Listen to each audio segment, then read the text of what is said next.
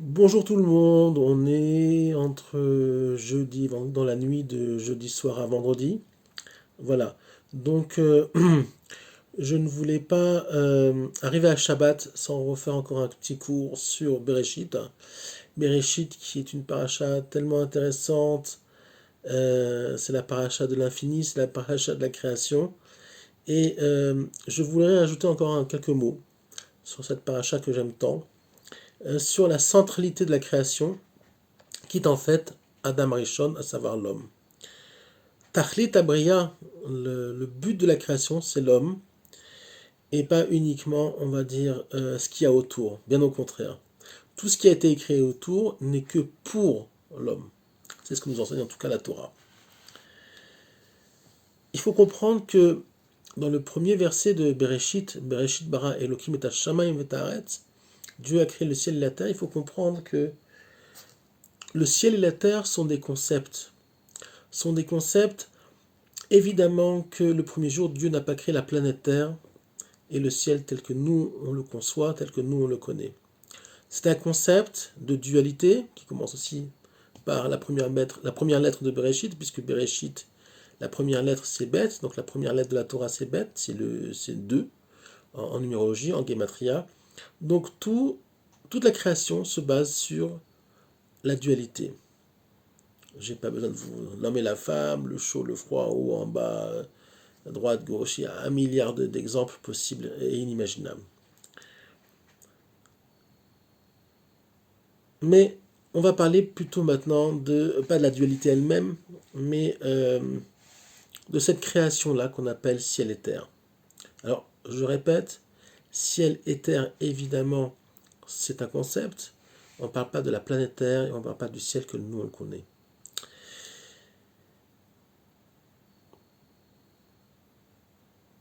Quand Dieu va créer ce principe de ciel et terre, il va créer surtout un principe de, on va dire, de séparation d'une chose originelle, d'une chose première, mais dans la séparation elle-même va rester ce qu'on appelle un reshimo.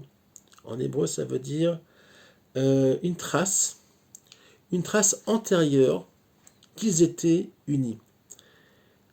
Le ciel et la terre ne sont pas deux choses, mais c'est une et même chose qui a été créée par Hachem et qui a été après séparée, qui a été après, euh, on va dire, oui, séparée. Mais en fait, pour qu'il y ait toujours, malgré tout, si on peut dire un souvenir de l'unité, un souvenir l'antériorité de la chose. Alors je vais m'expliquer, c'est un peu compliqué peut-être. Quand Dieu a créé le ciel et la terre, il l'a créé aussi comme un souvenir de connexion antérieure, qui va créer donc le désir, et qui va créer donc le moteur du monde, qui va créer donc un languissement qui va permettre à chaque fois, dans tous les concepts ciel et terre, de faire avancer la création. Le ciel et la terre, l'homme et la femme, puisqu'on sait que la femme, c'est Eretz, et Shamaim, c'est l'homme. C'est-à-dire le ciel, c'est l'homme, et la terre, c'est la femme. Comment, par exemple, il y a une connexion, on va dire, oui, une communication entre le ciel et la terre par la pluie. Comment on reçoit la pluie, en tout cas en Israël, il faut prier. À partir de Sukkot, on prie pour la pluie pour toute l'année. Et d'ailleurs, dans la tfila de la Hamida, on prie le restant de l'année, en tout cas de, euh, Sukkot jusqu'à Pessah, on prie pour la pluie en Eretz Israël, puisque la pluie n'est pas forcément quelque chose de naturel, même si elle est au niveau de la création, mais il peut y avoir aussi des années de sécheresse, et en fait, toute la bonne, on va dire, le bon fonctionnement de ce monde-là passe donc par cette communication qu'il y a entre ciel et terre, entre autres entre l'homme et la femme. le souvenir de l'unité entre l'homme et la femme et ce languissement, ce sont ce qu'on appelle aussi les désirs sexuels, les désirs d'être ensemble. Alors oui, je sais qu'actuellement, malheureusement, on a créé, on a essayé de nous faire croire qu'il y avait un homme, il y avait une femme, et que les deux étaient séparés, et qu'on est dans un combat entre la féminité et le masculin. C'est faux. Il n'y a pas de guerre, bien au contraire. Il y a en principe une union parfaite, mais on sait très bien qu'aujourd'hui il y a énormément de divorces, qu'il y a énormément de conflits, puisque ce conflit-là a été créé justement par les forces du mal pour ne pas en fait que la création arrive à son but ultime qui est donc la rédemption du monde et la rédemption d'Israël. Mais ils n'y arriveront pas. Les forces du mal, vous appelez ça comme vous voulez, ne font que ralentir le processus, mais ils ne peuvent pas l'arrêter.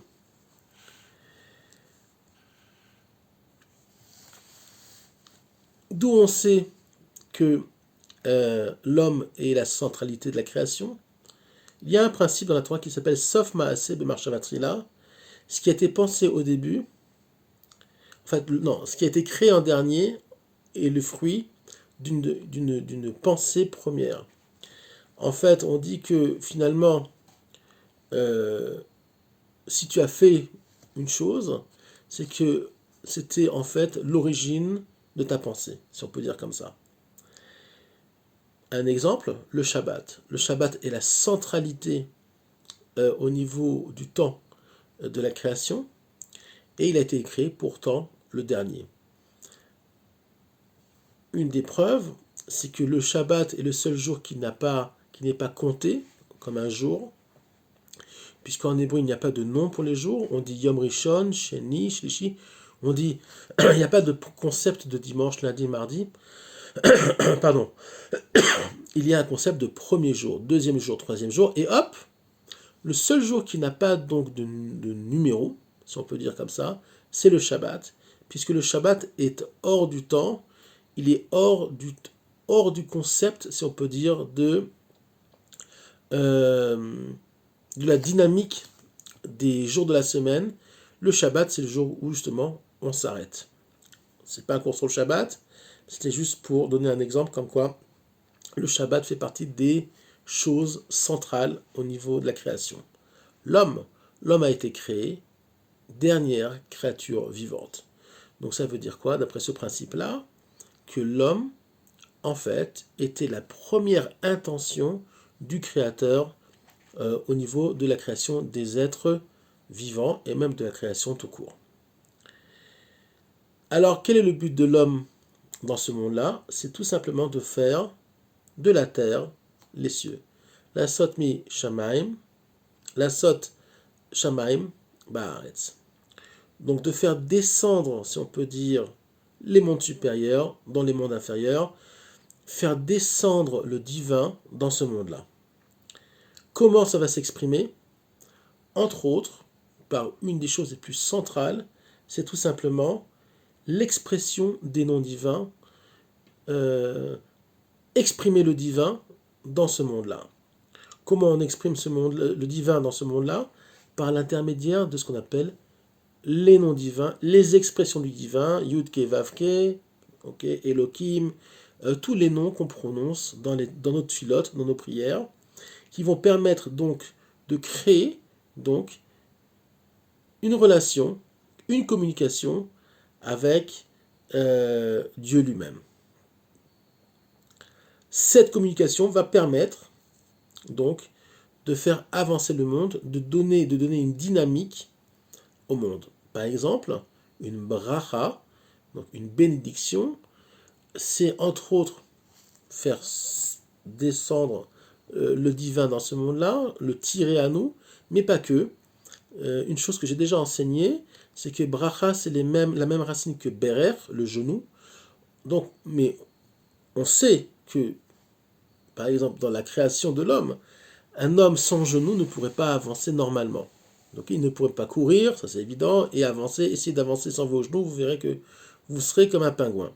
Donc le genou permet donc une dynamique particulière. Donc la bracha, qui est la même source au niveau des lettres, permet une dynamique particulière entre l'homme et sa création, l'homme et sa créature. Et ses créatures, pardon. Ces créatures, je parle uniquement de l'homme, puisque les animaux sont considérés blidat. Les animaux sont considérés plus comme sans conscience.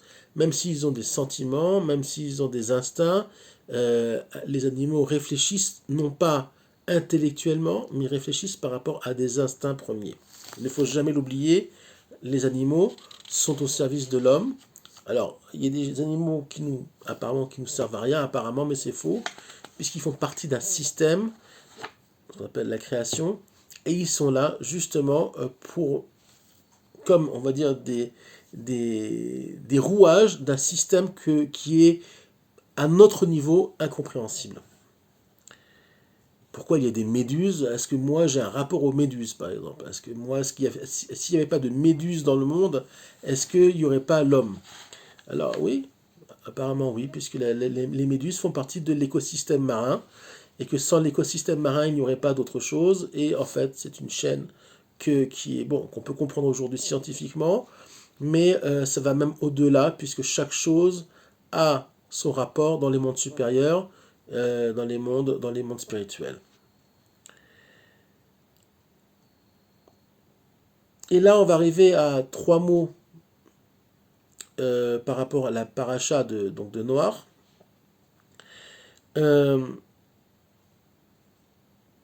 Pourquoi il y a eu le déluge? Qu'est-ce qui s'est passé? Qu'est-ce qui s'est passé avec cette histoire de déluge?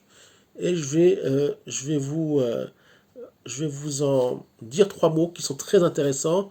Et c'est une conception de la Kabbalah, donc de la Torah, des secrets de la Torah, par rapport à ce qu'on appelle, nous, la faute. Et pourquoi, en fait, est-ce que vraiment Dieu a détruit son monde à l'époque du déluge ou pas? Ça va être 3 mots très rapides. Mais avant tout, je voudrais quand même rajouter une chose par rapport à la centralité de la création. Je vais lire en hébreu ce qu'écrit le Balatania, et c'est rapporté dans un livre qui s'appelle Bet Gnazai, qui est du Rav Luria, qui est un descendant du Ari Akadosh. C'est un livre de Kabbalah sur les parachiotes. Malheureusement, je n'ai que Bereshit, c'est déjà 3 livres que sur Bereshit, mais le reste, je n'ai pas réussi à l'avoir, à l'acheter, parce qu'il n'existe plus, malheureusement. C'est un livre qui est devenu aujourd'hui extrêmement rare. Il dit comme ça, le Balatania, Ki shoresh hanivraim bli da'at uprira, ulemala mishoresh ha'adam.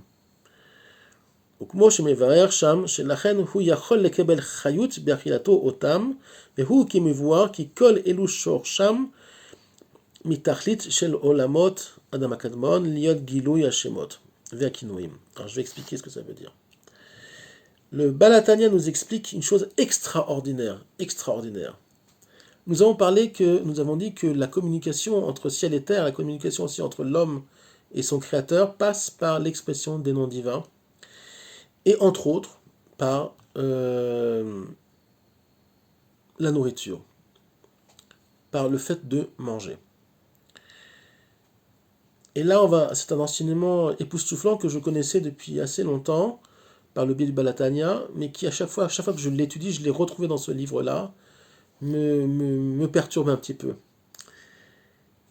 Le Balatania nous explique en fait ce que nous mangeons, à savoir du végétal à l'animal, l'origine spirituelle du végétal et l'animal est antérieure à l'homme. C'est un niveau spirituel qui est beaucoup plus élevé que l'homme. Alors pourtant, vous allez me dire, mais pourtant l'homme est la centralité de la création. Oui. Mais que pour que l'homme puisse avoir les énergies d'être, ok, Dieu a créé donc un système, si on peut dire matérialisé, mais d'origine spirituelle, qui va donner donc par l'intégration d'un aliment, par exemple une pomme de terre, une carotte, ou même un steak de bœuf, va donner donc à l'homme la possibilité de vivre matériellement dans ce moment. Tant qu'on est vivant, il faut manger. Donc que nous dit Balatania? Que ces aliments-là, sont plus élevés que nous, en fait, au niveau de l'origine de la création. Et vous allez voir comme c'est beau. Pourquoi? Comment on peut le comprendre? Tout simplement que si ça nous permet de nous donner la vie, ça veut dire que c'est supérieur à nous. C'est-à-dire que sans les aliments, nous ne pouvons pas vivre. Nous ne pouvons pas subsister. Donc il faut que ça soit forcément quelque chose de beaucoup plus élevé que nous, au niveau de l'origine. C'est-à-dire que ce qui nous donne la vie, c'est Dieu évidemment, mais Dieu dans sa création, ce qui nous donne la vie, au niveau de la chayut, ce qu'on appelle la chayut en hébreu, la vitalité de l'existence, à part le fait que Dieu gère son monde et décide qui est vivant et qui est mort, mais au niveau de la vie matérielle, il a créé un système, donc qu'on appelle le système alimentaire, qui est en fait beaucoup plus élevé au niveau des origines de la création que l'homme lui-même, puisque par ce biais-là, il nous donne la vitalité, il nous permet donc de vivre et d'évoluer tant qu'on est vivant dans ce monde-là. Donc c'est ce que nous dit en fait le Balatania, c'est assez extraordinaire. On aurait tendance à croire que l'homme est l'être le plus important, même s'il est le but de la création, mais l'homme sans nourriture ne peut pas vivre. Donc l'homme a forcément besoin de quelque chose qui est antérieur à lui, beaucoup plus élevé que lui, pour pouvoir donc subsister dans ce monde-là au niveau matériel. Une fois qu'on est décédé, alors on vit, la vitalité de l'âme, elle passe par le divin lui-même, même de notre vivant. Mais matériellement,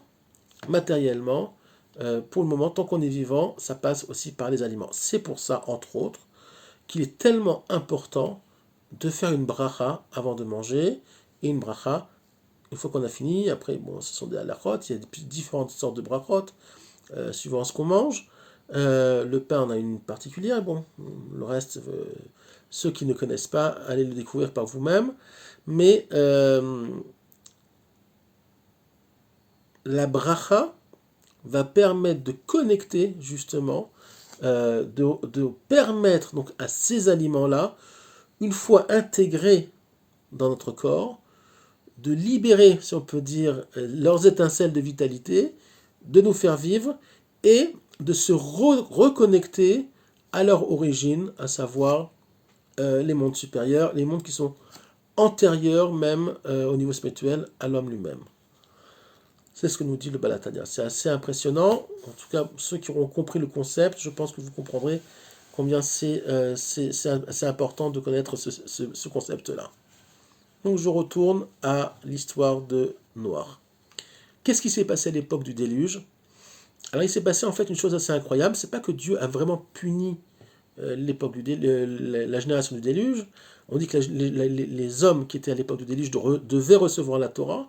Ils étaient une génération énorme, immense, avec des possibilités tellement grandes que déjà à leur époque, l'âme de Moshe Rabbeinu aurait dû descendre dans cette génération-là. Ils auraient dû recevoir la Torah. Mais vous savez très bien que plus un homme est grand, plus un homme est puissant intellectuellement, plus le danger aussi de la chute est grand. C'est plus dangereux de tomber de l'Empire State Building à New York que de tomber d'une chaise. Donc plus la génération est grande, plus aussi les tentations, et on va dire les tentations de fausse liberté, les tentations de mauvaise compréhension de l'univers et de la création sont grandes. Donc effectivement, la génération du déluge, ils se sont perdus dans la création elle-même, et en fait, comme l'homme est la centralité de la création, ils ont entraîné derrière eux une perturbation de tous les éléments, une perturbation même des créatures. On dit que les animaux s'accouplaient pas suivant leur race, je sais pas moi, un lion avec une hyène, plein de choses assez bizarroïdes. Et la création elle-même a été perturbée par l'homme. Donc qu'est-ce qui s'est fait? Qu'est-ce qui s'est passé? C'est pas que Dieu a vraiment puni, même si on peut dire que le système était créé pour que, s'il y a un déraillement, eh ben oui, il y a ce qu'on appelle plus ou moins une punition, mais c'est surtout que l'homme, étant la centralité de la création, a engendré une perturbation, a engendré une déflagration, tout simplement, du monde qui l'entourait, et mis à part que les hommes sont devenus complètement fous, c'était une catastrophe, ils s'entretuaient, ils se volaient leurs femmes, ils se volaient leur argent. Aujourd'hui aussi on le fait, mais bon, moins qu'à l'époque, c'était moins violent qu'à cette époque-là. Aujourd'hui c'est un peu plus sournois. Euh, il faut comprendre qu'à l'époque, euh,